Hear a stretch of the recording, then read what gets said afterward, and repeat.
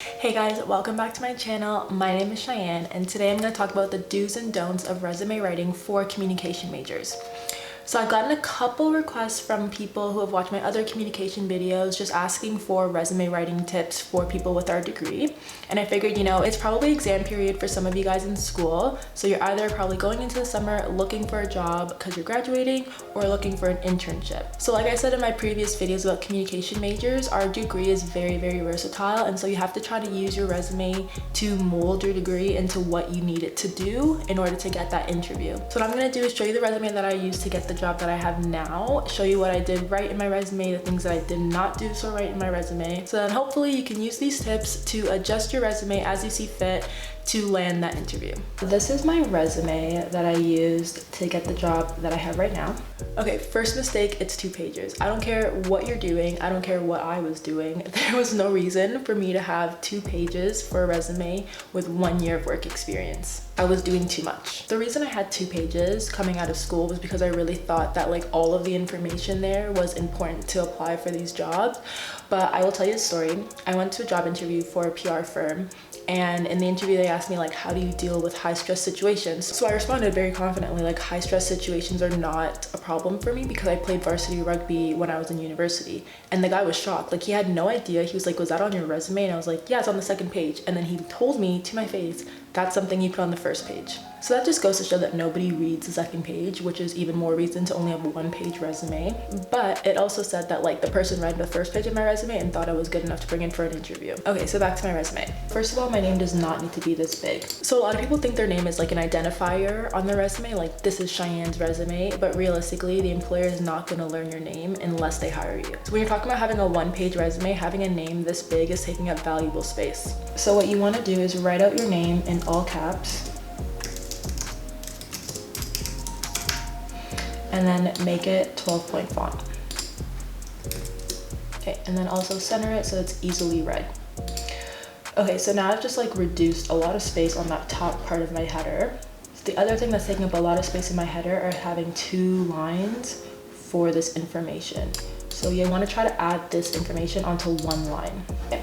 So I would put Branton up here.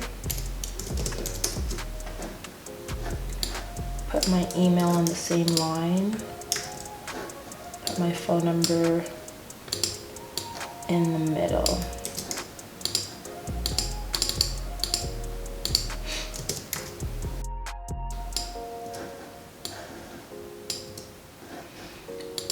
Okay, so this should be, so the spacing looks a little crazy right now, and that's only because I'm using 12-point font. So the only thing that should really be 12-point font is your name. Everything else on your resume should just be 10-point font. And this was really surprising to me. I learned this after watching a couple videos on how to write better resumes, but 10-point font is very legible, and because you only have so much space, you want to use as much as possible. Oh, I shouldn't have done that. Okay, so you want this to be center. And then move this all the way to the end of the page. Okay.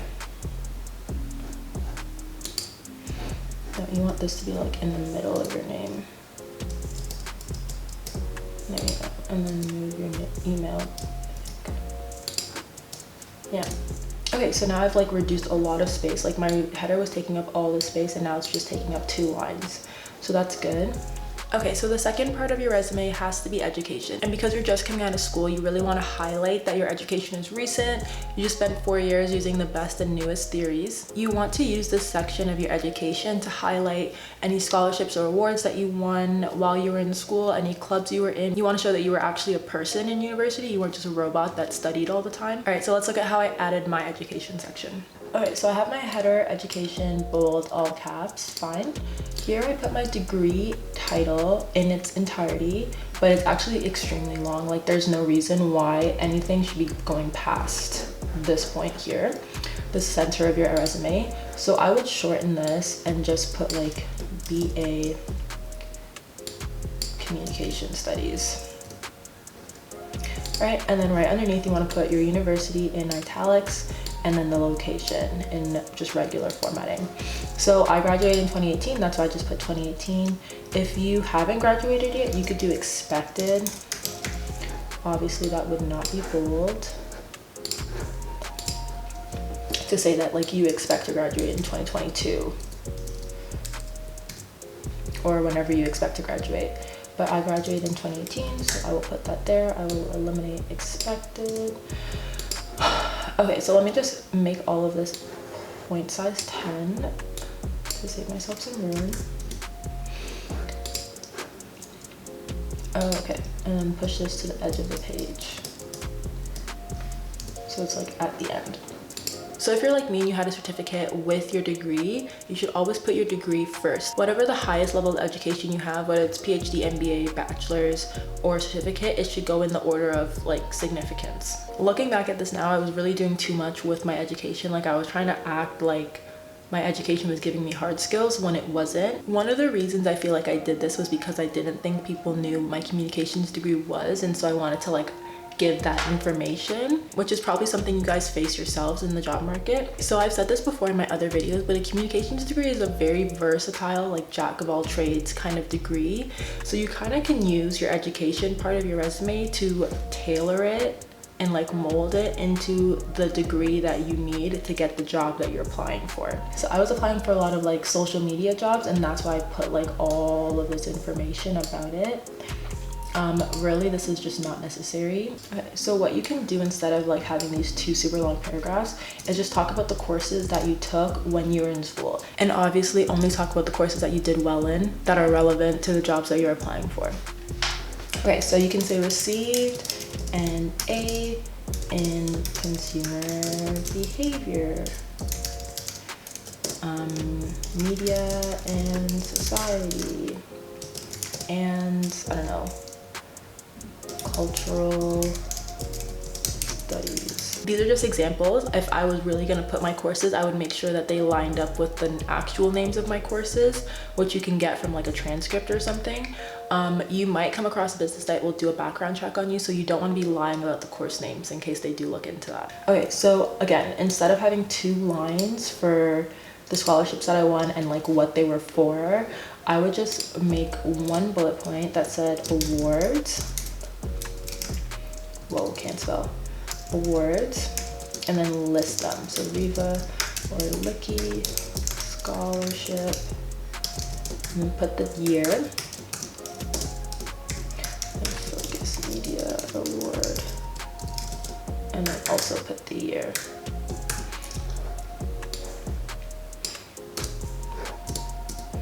Okay, so I just like condensed my education like in half. And I also basically am showing that like I did really well in these courses that are related to the industry, and I also am a good student because I won all these scholarships. Okay, so next is my certificate. Again, write it out, university, location. So for the work experience part, this was when I only had that 1-year contract at an HR consultancy firm where I was basically the marketing coordinator. So this is how I wrote about it on my resume.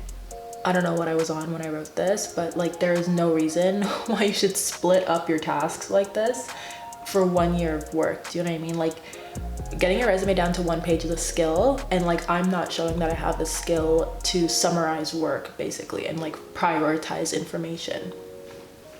So we're gonna do that now. Okay, so again, 10-point font.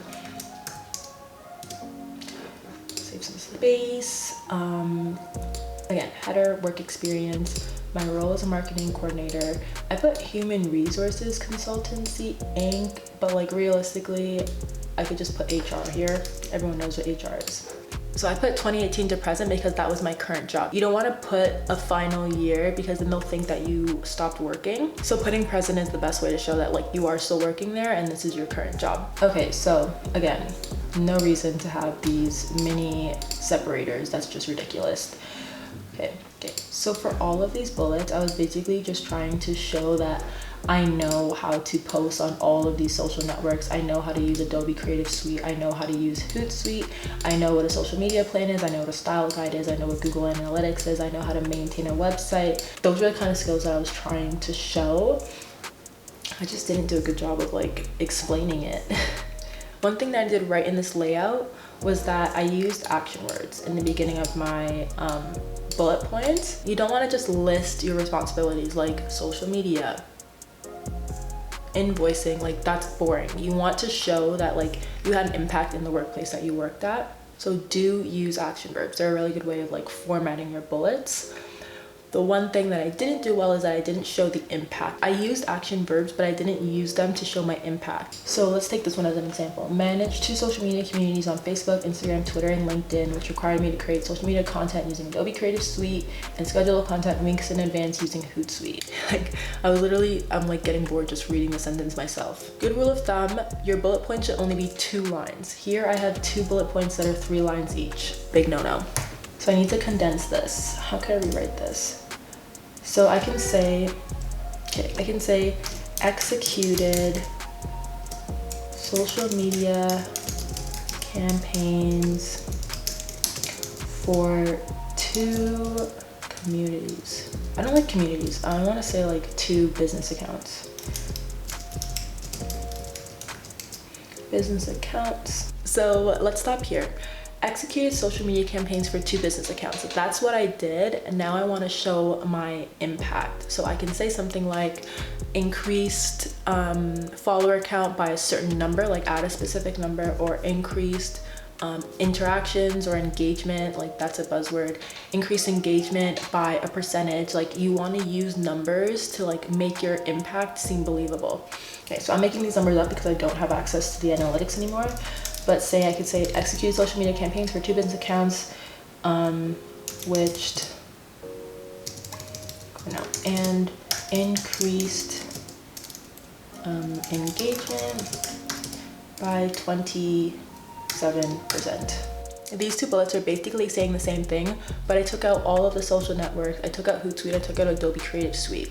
Realistically, if I do get the interview, they can just ask me in the interview, like, how did you do this? What programs did you use? And then I can say that, but to put it in my resume is taking up too much space. The other thing is that most people will look you up on LinkedIn before they bring you in for an interview, so make sure you list your skills there so you don't have to list it in your resume. So we're gonna delete this. I just have this bullet point now. Okay, this bullet point I actually like because it's a quote from my boss and it's just like complimenting me on how good of a job that I did. So if you do remember like your boss saying something or writing something in an email, like don't be afraid to add that in your resume because it shows that you did have an impact. Okay, created a social media and style guide for 2 company brands, detailed brand voice, color scheme, and visual themes, recommended by the president for it being super thorough. And then if I'm applying to a job, they probably know what a social media plan or a style guide is. I don't have to explain it. So I can take these out to reduce space. Now it's 2 lines. So like, I mean, I feel pretty good about leaving this here because the highlight is mostly this. Yeah, let's leave that. Okay, use Google Analytics to improve customer experience and company website and made suggestions for website improvements that would increase lead generation. So this isn't a really strong bullet point because I'm just listing like things that I use, but I'm not listing my impact. So like I would be okay with just erasing this and then, yeah, just erasing it. Because like both of these bullet points are for websites. And I just want to show that like I did play some role in like maintaining the website and making it like user friendly. Okay, so then I can say managed company website and used analytics to decrease bounce rate by 8%. So then remove that. Okay, so now I've just reduced all of that information. Okay, so let's look at these. So the reason that I added administrative tasks is because I wanted to show that I didn't just do marketing, I also did invoicing and other stuff that are important to general office stuff. Okay, so successfully transitioned the office from Salesforce to a new CRM system, which required researching various systems and conducting trials to see which one fits the needs of the office, and then importing and organizing current leads and opportunities. Okay, ridiculous. Just Cheyenne.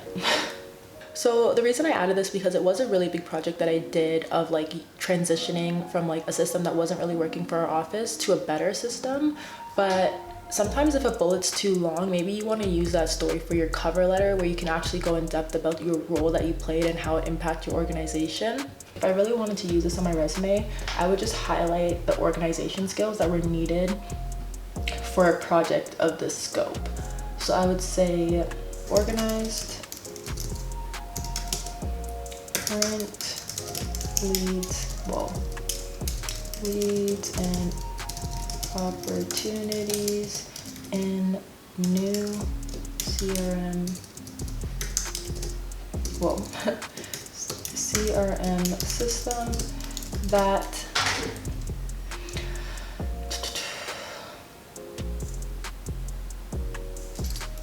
reduced paperwork and improved sales efficiency. I'll say that.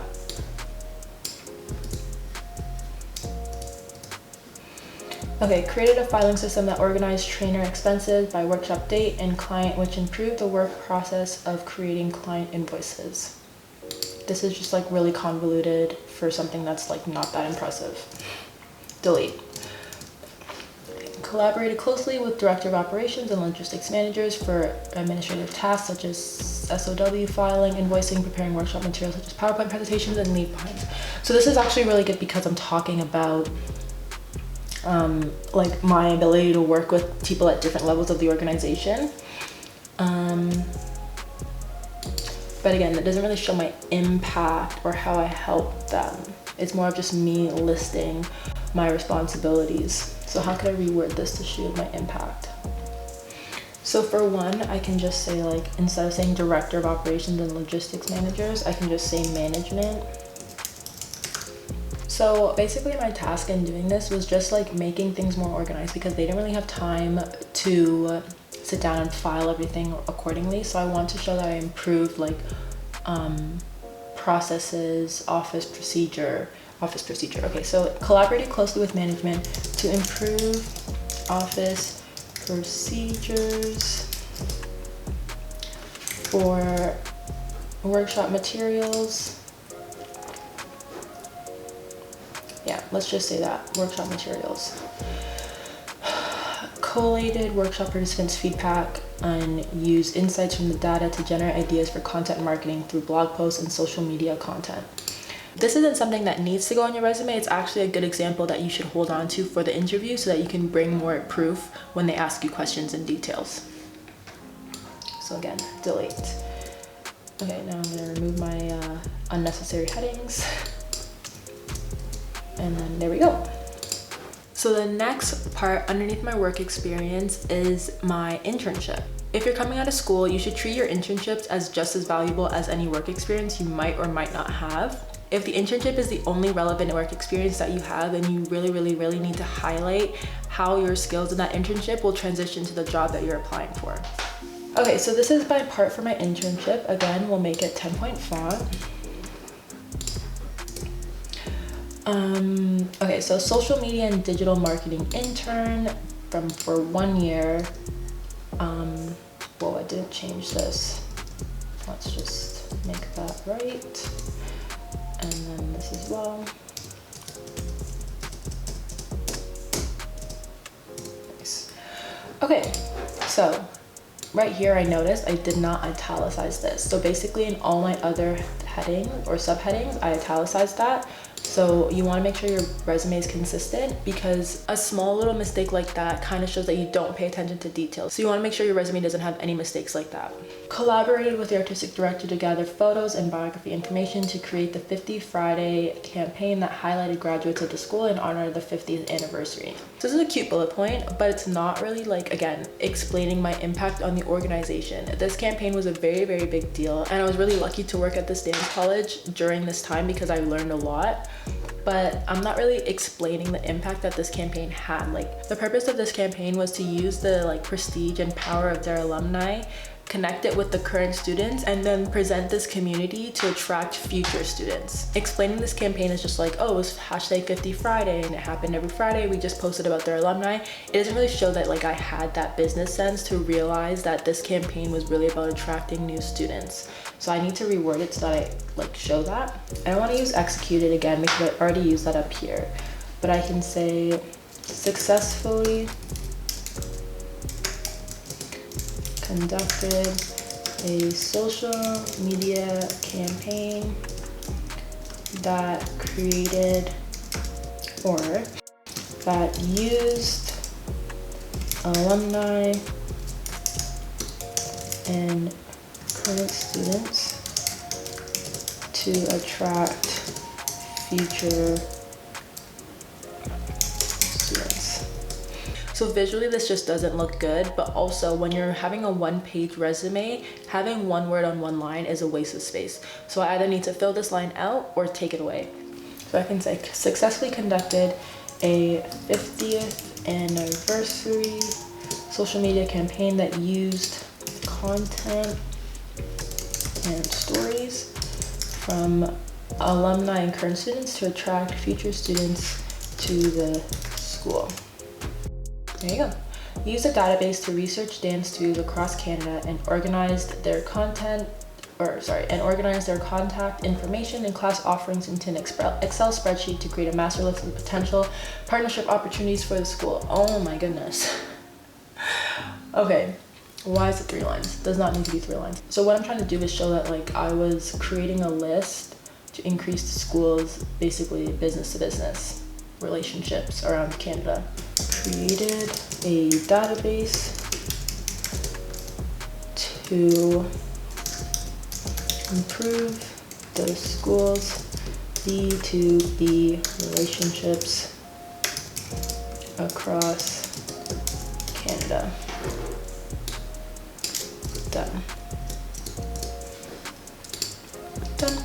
Right, and that's it. I just reduced that a lot.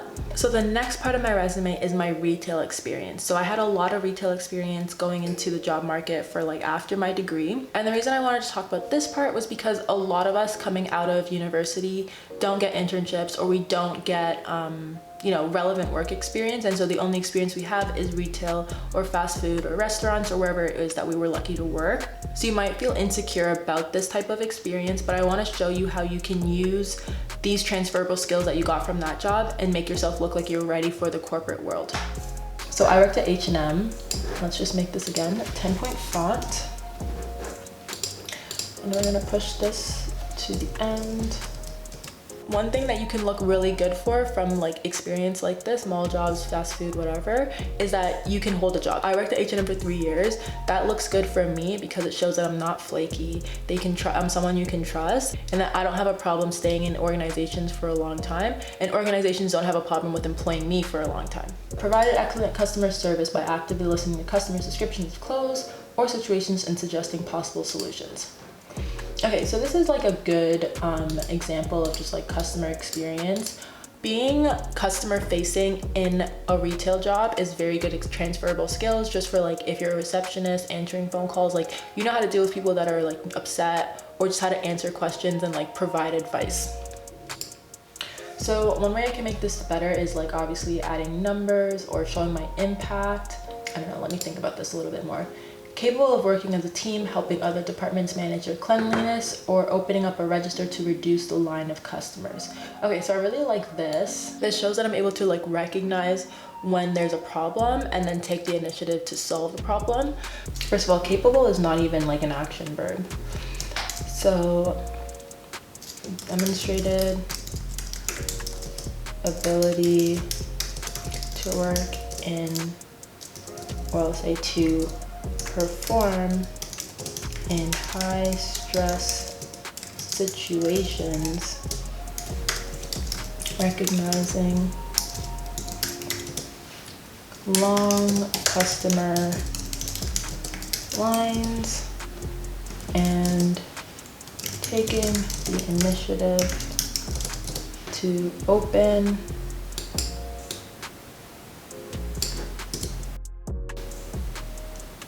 to reduce customer wait times. Ability to prioritize multiple tasks in a fast-paced environment by keeping the overall goal of customer satisfaction in mind. This bullet point is good because I'm already showing like multitasking, fast-paced environment. Some offices have this. Keeping the overall goal of customer satisfaction in mind is not important. Again, ability is not an action verb. If you ever find that you're stuck trying to think of action verbs, literally Google action verbs for resume. There's tons. Okay, so delivered best customer experience, BCE. This was an actual acronym that we used in H&M when we talked about like making sure the floor looked presentable to customers so that they would want to buy stuff. Okay, delivered best customer service, BCE, by prioritizing multiple tasks in a fast-paced environment. That's fine. Okay, so this shows not only that I like prioritize multiple tasks and I work in a fast-paced environment, it also shows that I'm able to take a directive from corporate and implement it in my work. Okay, so back to this one.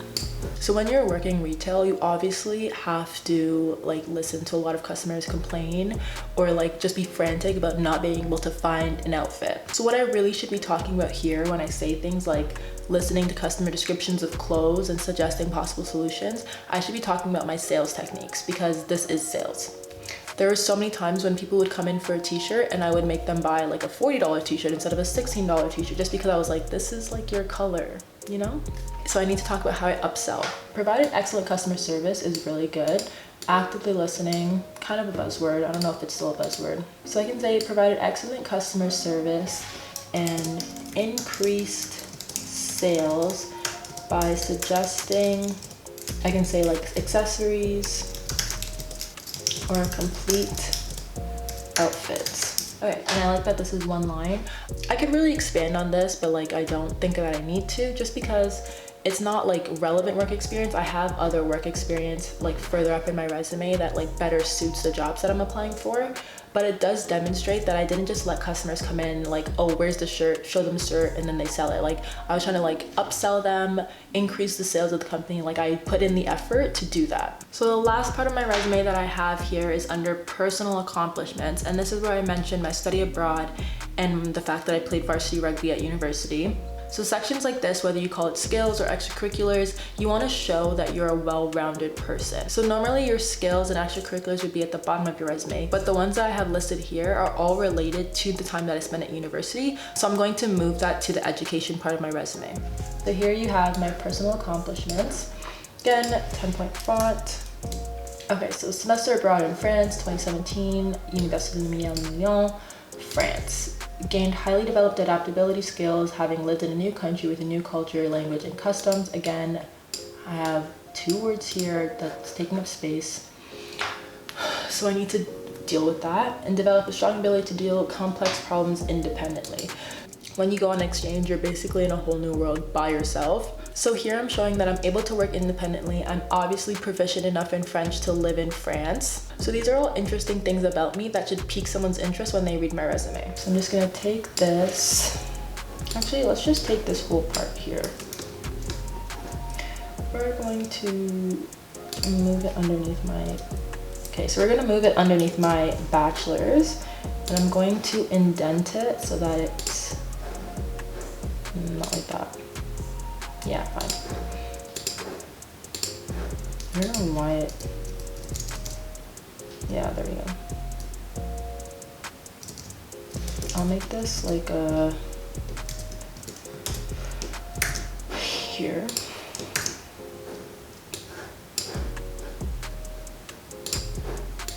That way. Okay, and then I will also add my, okay, so I have 3 things here listed for women's rugby. 2 of them are while I was in school and 1 of them was after school. So honestly, this award here, I'm just talking about like, you know, being recognized as an athlete while having an A average. But I already mentioned the fact that I have A's in these courses here. So I'm just gonna take this off my resume. This is probably the best award to use just because everybody knows what MVP is.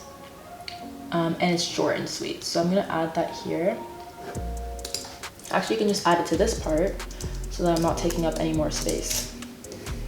You can say MVP Women's Rugby 2018. And then I just literally saved myself all of this space. Okay, so this is something because it's like newer that I can just add as a regular accomplishment. Okay, so I'm gonna change this from personal accomplishments to skills, skills and interests. Okay, so obviously you're gonna wanna do skills first. When you're listing skills, it's okay to not use action verbs. You're just gonna like tell them what you're proficient in.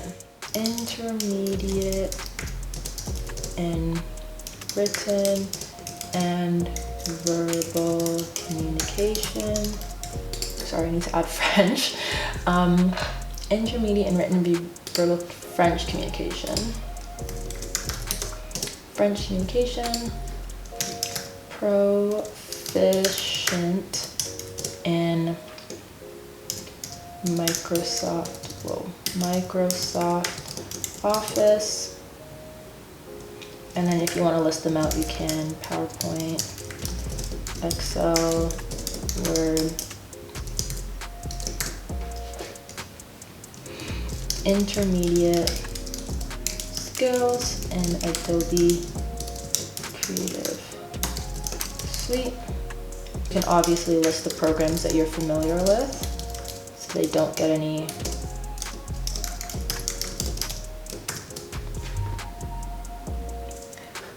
so they don't have any questions about that. This is going to be bold.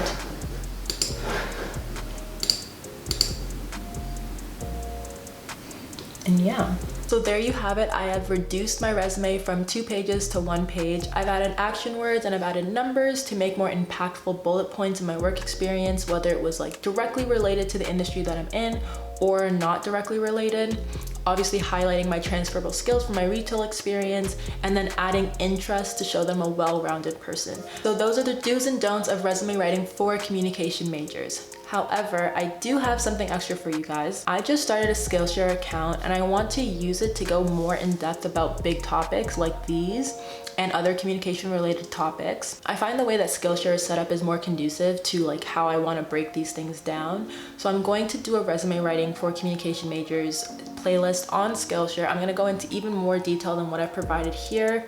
So make sure you guys check that out. I'm gonna put a link in my description below. Thank you for watching my YouTube video. If you guys have any more suggestions on more videos you want to know about communication majors, don't forget to comment below.